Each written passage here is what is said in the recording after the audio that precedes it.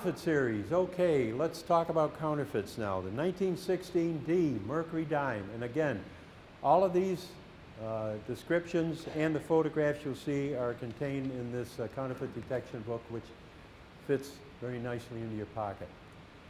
The D mint mark is quite distinctive with a rather square shape, well-defined serifs, and a triangle-shaped opening in the center. There are 4 recognized genuine reverse dies, 2 of which have repunched mint marks to the north. This is on the 16D now. Even on lower grade specimens, the notch can be seen at the upper left of the line of the serif. One of the dies with the repunched mint marks eventually developed a die crack downward from the left side of the base of the facies across the butt of the branch to the rim. Still later, a die crack formed on the obverse below the truncation of the bust to the left of the date.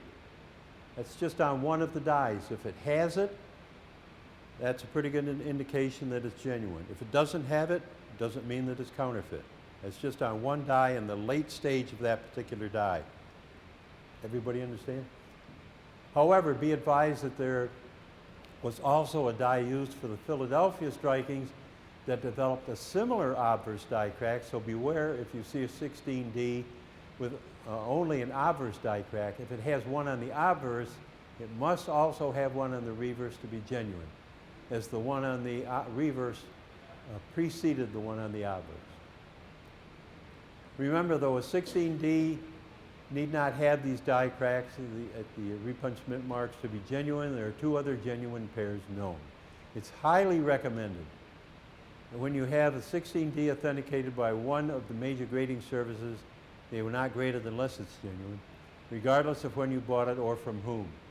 It's much better to learn now whether your coin is genuine rather than when you try to sell it. There were 264,000 1916D dimes minted. And I estimate there are over 500,000 1916D dimes in collections. Do the math, the rest of them are counterfeits. Here's what it should look like. And on 2 of the dies, there's that little notch that I talked about. Right up there. And you can see that all the way down to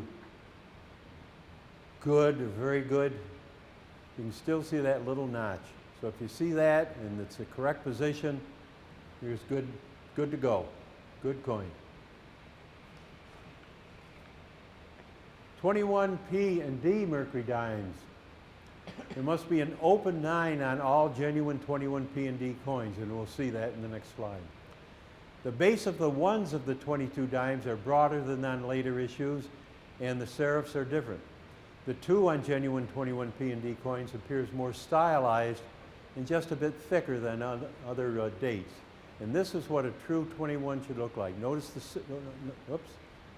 Notice the serifs on the ones. It's the only date that has serifs like this. A broader base on the ones. And an open 9. The 9 does not come all the way over to the tail of the 9. The 2 is rather stylized, that's the term that I use, unlike any other 2. So the whole date is completely different from any other date. Is the one on the right at the bottom, has that been swapped a little bit? Yes, that's a little broader because of a minor hit. That probably actually is probably due to the striking because it's close to the rim and the last portion is to pick up. And the reason I can tell that, this area right here contains what we went over in the grading course many, many times. It contains planchet frost. That's the frost from the planchet before the coin was struck, and because it wasn't fully struck out, you can still see the planchet frost. See how nice and creamy and frosty that is? If it was hit by another coin, that would probably be shinier or a different color, probably more shiny. But that's a good example, and on the base of the 2 to a certain degree as well. Planchet frost from the original planchet that was not struck out during the striking of the coin. On a lot of altered date 1921s, the easiest thing to pick up obviously is the fact that the 9 doesn't come over, this part of the 9 doesn't come over to here. If it does, you don't have to look any further. It's not a genuine piece. And the serifs certainly are different. The serif on the 1931 and 41 are very sharp and stick out much further from the stem of the one on the 31 and 41 dates. Okay.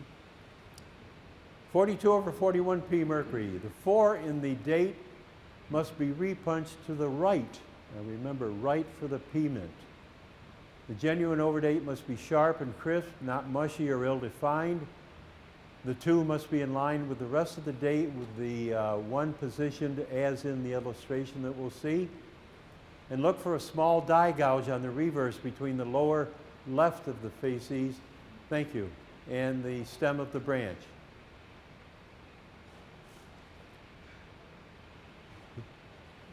Here's the, back here.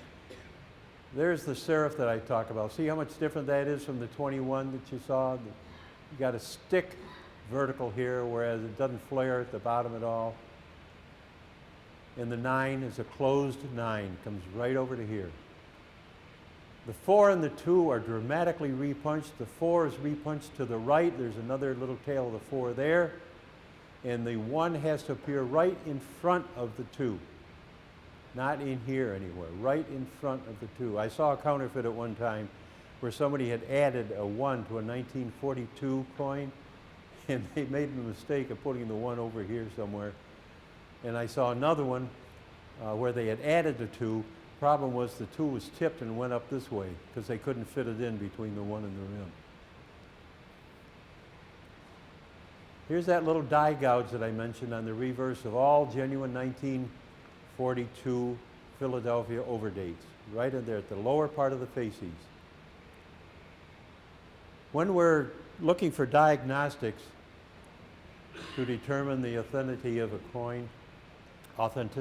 coin, we look in areas that are protected by high relief design. This is the field, the stem of the branch here, the rods of the faces protect this area. You'll get wear here much earlier than you receive wear down here. So you could pick this up even on probably a very fine piece. It's very subtle, but again, if you twist and turn, and you see that die gouge right at the base of the faces, right next to the branch, you've got a good coin. It's a genuine P mint overdate. The D mint overdate 42 over 41. The 4 must also be repunched, but on this overdate, it's repunched to the left. Remember the P mint, 4 repunched to the right, D mint, 4 repunched to the left. The lower tip of the 1 is visible under the lower left corner of the 2, and the date and motto are doubled significantly to the left. The D also on the D mint mark on the reverse is repunched to the south, and we'll see that. Okay, remember the P mint was repunched over here, the 4, the D mint, very strong repunching to the left. Here's the tip of the 1, remnants of the 1 that they tried to efface by polishing. You'll notice that there's also doubling on the 1 and the 9, so this is a double die as well. But this is the key that I look for right here, as well as the double 4 to the left. And you can pick that up all the way down to good. All the way down to good. Doubling also in the motto, in God we trust. Doubling to the left, die doubling. Every 1942 over 41D has this doubling. Now when you get to the grades of extra fine or lower, you probably won't be able to pick this up. You will be able to pick up this double D. The top tip of the secondary D right there and inside. You will be able to pick that up on lower grade coins.